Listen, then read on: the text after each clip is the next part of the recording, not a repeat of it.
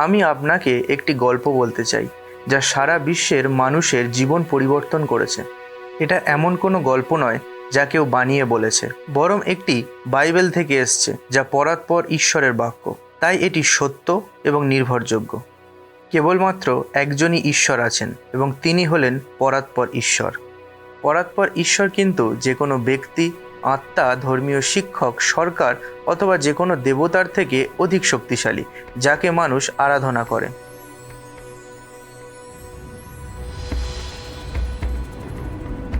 আদিতে যখন আর কিছুই ছিল না, তখন থেকেই ছিল তার অস্তিত্ব। তিনি কেবল কথা বলার মাধ্যমে সমস্ত কিছু সৃষ্টি করলেন, আর সব কিছুই অস্তিত্বে এলো। পৃথিবীতে এবং স্বর্গের সমস্ত কিছুই তিনি সৃষ্টি করেছেন। আর তিনি এমন জিনিসও সৃষ্টি করেছেন যা আমরা চোখে দেখতে পাই না, যেমন স্বর্গদূত। স্বর্গদূতরা সুন্দর আত্মা, যারা স্বর্গে ঈশ্বরের উপাসনা ও সেবা করে। আর আমাদের চোখ দিয়ে আমরা যা দেখি এমন সব কিছুও ঈশ্বর সৃষ্টি করেছেন। সূর্য, চাঁদ, তারা, পৃথিবী, গাছপালা এবং পশু পাখি।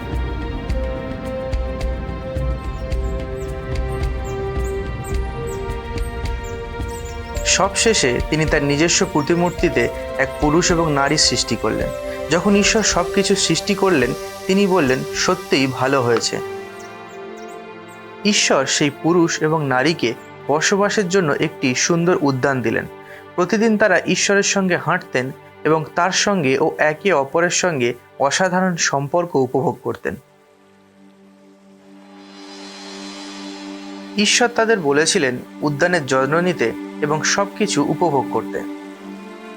তিনি তাদের একটি বিশেষ আদেশ দিয়েছিলেন। তিনি বললেন, তোমরা উদ্যানের যে কোনো গাছের ফল খেতে পারো, শুধু উদ্যানের মাঝখানে একটি গাছ আছে, তোমরা তার ফল খেও না। যদি তোমরা খাও তাহলে তোমরা মারা যাবে।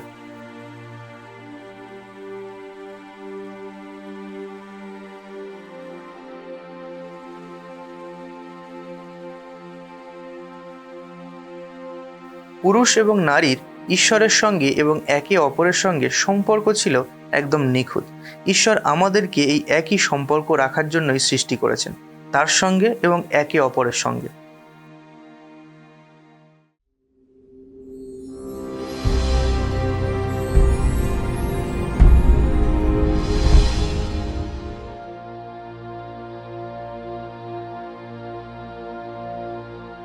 পুরুষ এবং নারী ঈশ্বরের সঙ্গে এবং তাদের নিজেদের মধ্যে এক চমৎকার সম্পর্ক ছিল। তবে তোমাদের কি সেই স্বর্গদূতদের কথা মনে আছে, যাদের ঈশ্বর সৃষ্টি করেছিলেন? স্বর্গদূতদের মধ্যে একজন খুব অহংকারী হয়ে উঠেছিল। সে চাইতো ঈশ্বরের মতো হতে এবং অন্য স্বর্গদূতরা ঈশ্বরের পরিবর্তে যেন তাকে আরাধনা করে। কিন্তু আরাধনার যোগ্য কেবল একজনই, তিনি হলেন ঈশ্বর। তাই ঈশ্বর সেই অহংকারী স্বর্গদূতকে স্বর্গ থেকে বার করে দিলেন। আমরা সেই স্বর্গদূতকে শয়তান বলে জানি। ঈশ্বর সেই স্বর্গদূতকে অনুসরণ করা অন্য সব স্বর্গদূতদেরও স্বর্গ থেকে বের করে দিলেন। তারা হচ্ছে দানব এবং দুষ্ট আত্মা।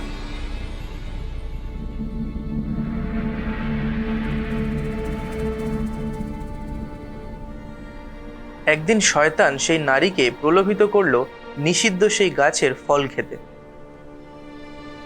সে তাকে জিজ্ঞাসা করলো, ঈশ্বর কি সত্যিই তোমাদের বলেছিলেন যে বাগানের কোনো গাছের ফল তোমরা খেতে পারবে না? নারীটি বলল, না, শুধু বাগানের মাঝখানে একটি গাছের ফল ছাড়া বাকি সবই খেতে পারি। আমরা যদি সেই ফল খাই তাহলে মারা যাব। কিন্তু শয়তান তাকে বলল, তোমরা মরবে না, বরং ঈশ্বরের মতো হয়ে যাবে। নারীটি শয়তানের কথা শুনে ফলটি খেলো। তারপর সে তার স্বামীকেও দিল এবং সেও খেলো।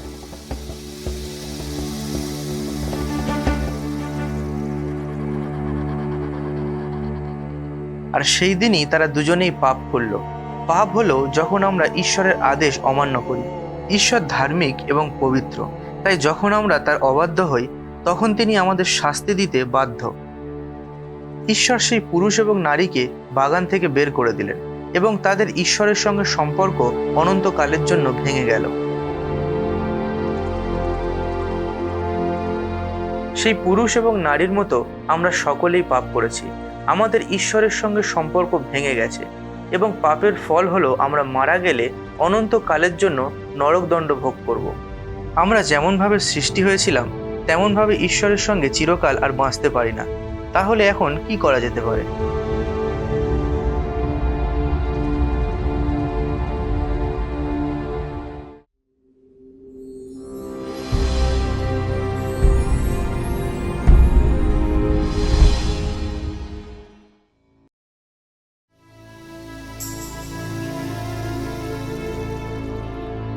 সময়ের সাথে সাথে পৃথিবীতে মানুষের সংখ্যাও বৃদ্ধি পেয়েছে।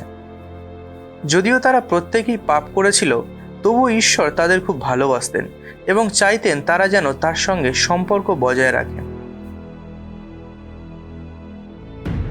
ঈশ্বর তার একজন দাসের মাধ্যমে মানুষদেরকে 10টি আজ্ঞা প্রদান করেছিলেন।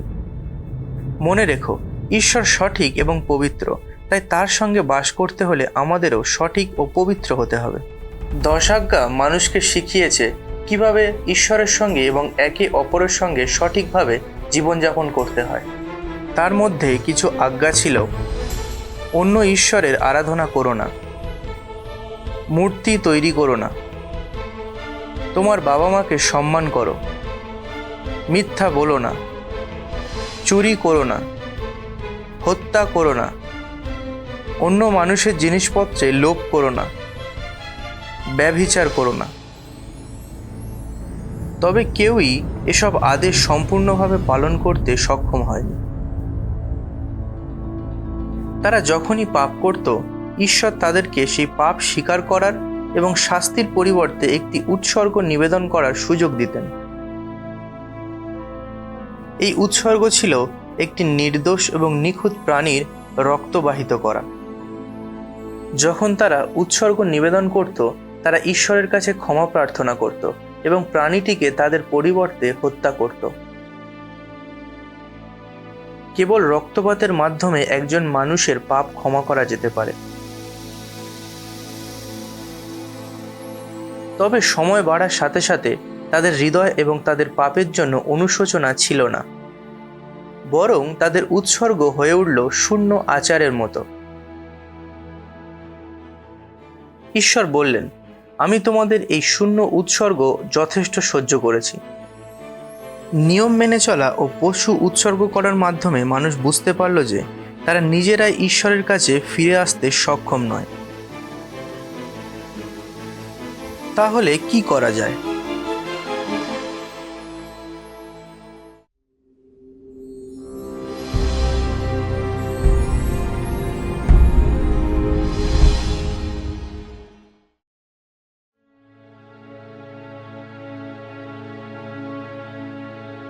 ঈশ্বর এখনো পৃথিবীর মানুষদের অনেক ভালোবাসেন।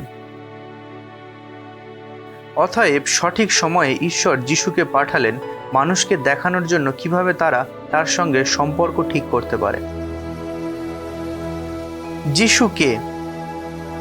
যিশু হলো ঈশ্বরের একমাত্র পুত্র।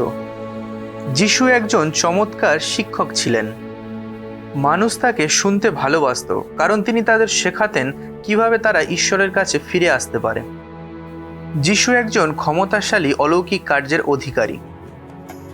একদিন অনেক মানুষ সারাদিন যিশুর শিক্ষা শোনার জন্য এসেছিল। মানুষের ক্ষুধা দূর করার জন্য যিশু 5টি রুটি এবং 2টি মাছ নিয়েছিলেন। সেগুলো আশীর্বাদ করেছিলেন এবং তারপর মানুষদের মধ্যে ভাগ করে দিয়েছিলেন।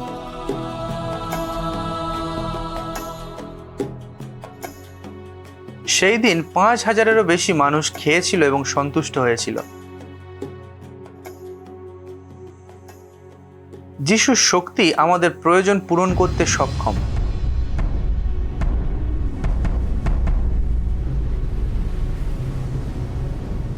আরও একবার যিশু তার শিষ্যদের সঙ্গে একটি নৌকায় একটি বড় হ্রদ পার করলেন। কিন্তু যিশু যখন ঘুমাচ্ছিল তখন একটি প্রবল ঝড় উঠল। যিশুর শিষ্যরা যিশুকে জাগালেন এবং বললেন, প্রভু, আমরা মারা যাচ্ছি। যিশু উঠলেন এবং বাতাস ও ঢেউয়ের সঙ্গে বললেন, শান্ত হও, থেমে যাও।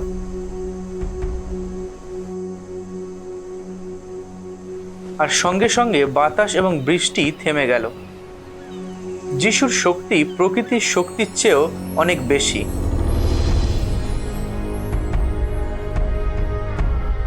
যিশু যখন অন্য প্রান্তে পৌঁছালেন, তিনি সমাধির মধ্যে বসবাস করা এক হিংস্র ব্যক্তির সঙ্গে দেখা করলেন। সেই ব্যক্তির মধ্যে শয়তান ছিল এবং খুবই বিপজ্জনক ছিলেন তিনি। যিশু যখন সেই মানুষকে দেখলেন, তার প্রতি ভালোবাসা প্রকাশ করলেন। তিনি শয়তানকে আদেশ দিয়ে বললেন, দূর হও শয়তান। সঙ্গে সঙ্গে তারা তাকে ছেড়ে চলে গেল এবং মানুষটি স্বাভাবিক জীবনে ফিরে এলো। কারণ যিশুর শক্তি শয়তানের শক্তির চেয়েও বেশি।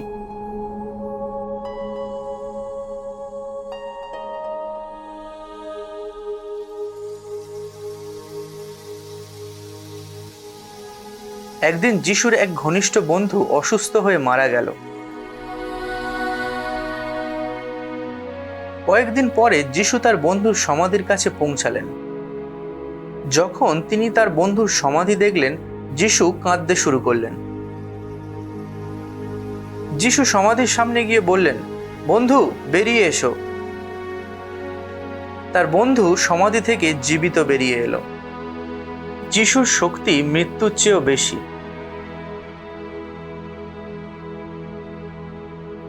যিশু এইসব কাজ করেছিলেন কারণ তিনি আমাদের ভালোবাসতেন আর চান আমরা যেন সবাই ঈশ্বরের কাছে ফিরে যাই।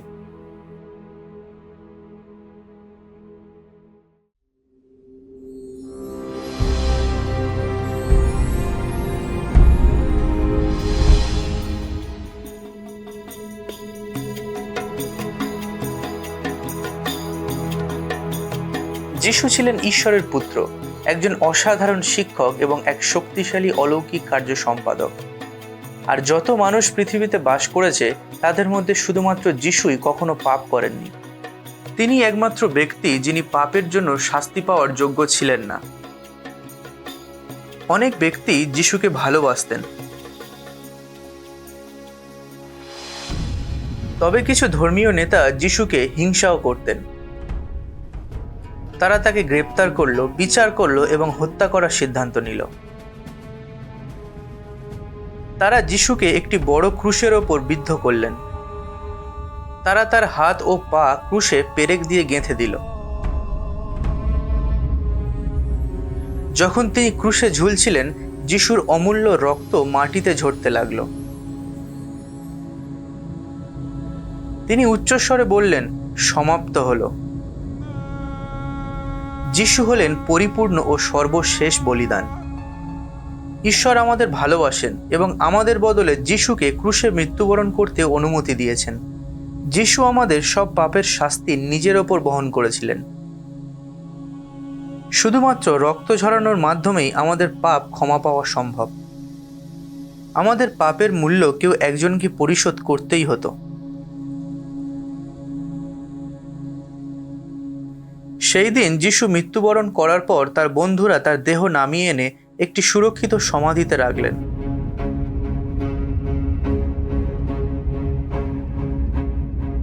তবে এই গল্প এখানেই শেষ হয়নি। এই ঘটনার 3 দিন পরে যিশু মৃতদের মধ্যে থেকে আবার জীবিত হয়ে উঠলেন এবং অনেক দিন ধরে মানুষদের দেখালেন যে তিনি আবার জীবিত আছেন। তিনি প্রমাণ করলেন যে তিনি ঈশ্বরের পুত্র। এরপর তিনি স্বর্গে তার পিতার কাছে ফিরে গেলেন। যিশু আমাদের দণ্ড ভোগ করলেন এবং আমাদের ঈশ্বরের কাছে ফিরে আসার জন্য পথ তৈরি করলেন। শুধুমাত্র তিনিই আমাদের ঈশ্বরের কাছে ফিরে যাওয়ার পথ দেখাতে পারেন।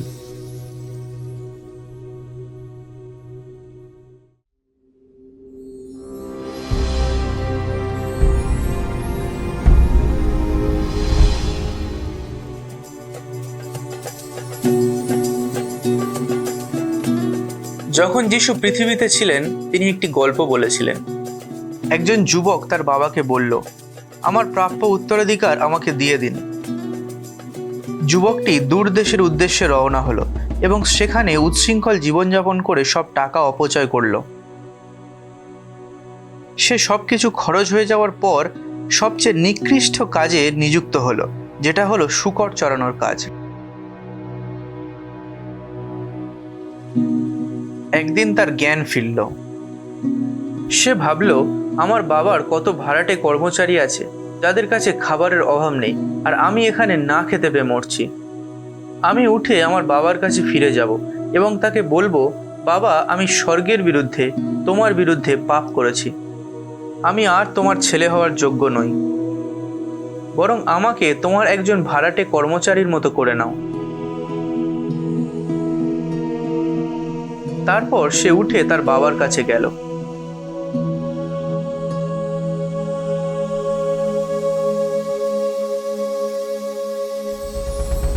কিন্তু দূর থেকে তার বাবা তাকে দেখতে পেয়ে করুণায় ভরে উঠল।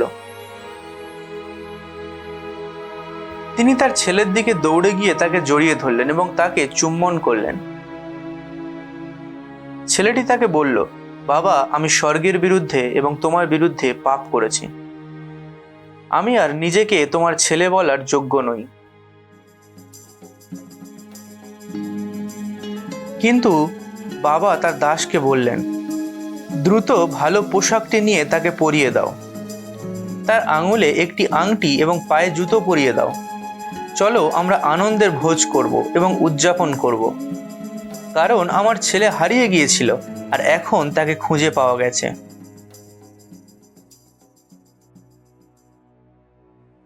আর আমরা সবাই সেই যুবকটির মতো। আমরা সবাই পাপ করেছি এবং আমাদের পিতা ঈশ্বরকে ত্যাগ করেছি, কিন্তু আমরা সেই ছেলের মতো আবার ঈশ্বরের কাছে ফিরে আসতে পারি। আমরা সকলেই আমাদের পাপের জন্য ক্ষমা প্রার্থনা করতে হবে, ঈশ্বরের কাছে ফিরে আসতে হবে, যাতে আমরা তার সন্তান রূপে যে জীবনযাপন করতে চাই তা যেন পাই। যিশু বললেন, আমি পথ, সত্য এবং জীবন, আমার মাধ্যমে ছাড়া কেউ পিতার কাছে আসতে পারে না।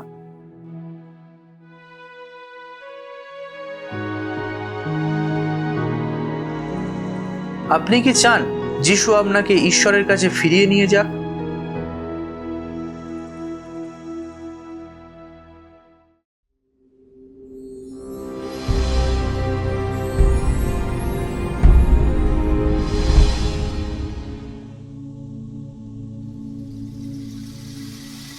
কেবলমাত্র যিশুই আমাদেরকে ঈশ্বরের কাছে ফিরিয়ে নিয়ে যেতে পারেন। ঈশ্বরের কাছে ফিরে যেতে হলে তোমাকে স্বীকার করতে হবে যে তুমি তার বিরুদ্ধে পাপ করেছো। তোমাকে বিশ্বাস করতে হবে যে যিশু তোমার শাস্তি নিজের ওপর নিয়ে তোমার জন্য মৃত্যুবরণ করেছেন এবং ঈশ্বরের কাছে ক্ষমা চাইতে হবে। তোমাকে কেবলমাত্র যিশুর ওপরেই ভরসা রাখতে হবে, যাতে তিনি তোমাকে ফিরিয়ে আনেন এবং ঈশ্বরের সন্তান রূপে অনন্ত জীবন দান করেন। সেই মুহূর্ত থেকে তোমাকে তোমার নতুন প্রভু হিসেবে যিশুর বাধ্য হয়ে চলতে হবে। কারণ বাইবেল বলে, ঈশ্বর পৃথিবীর মানুষদের এত ভালোবাসলেন যে তিনি তার একমাত্র পুত্রকে দান করলেন, যেন যে কেহ তাহাতে বিশ্বাস করে সে বিনষ্ট না হয়, কিন্তু অনন্ত জীবন পায়। তুমি সেই যুবকের মতোই ঈশ্বরের কাছে ফিরে যেতে পারো, যেমন সে তার পিতার কাছে ফিরে এসেছিল। এমন কিছু বলে, ঈশ্বর, আমি জানি তুমি আমাকে ভালোবাসো। আমি দুঃখিত, আমি তোমার বিরুদ্ধে পাপ করেছি। আমি বিশ্বাস করি এবং ভরসা করি যে যিশু আমার শাস্তি গ্রহণ করার জন্য পরিপূর্ণ বলিদান। ঈশ্বর, আমাকে ক্ষমা করো। আমি সম্মত হচ্ছি যে এই মুহূর্ত থেকে আনন্দের সাথে যিশুকে আমার প্রভু হিসেবে মান্য করব এবং তার আজ্ঞা পালন করব। আপনার সন্তান হিসেবে আমাকে নতুন এবং অনন্ত জীবন দেওয়ার জন্য আপনাকে ধন্যবাদ। তুমি এখনই কেন তাকে ডাকছো না?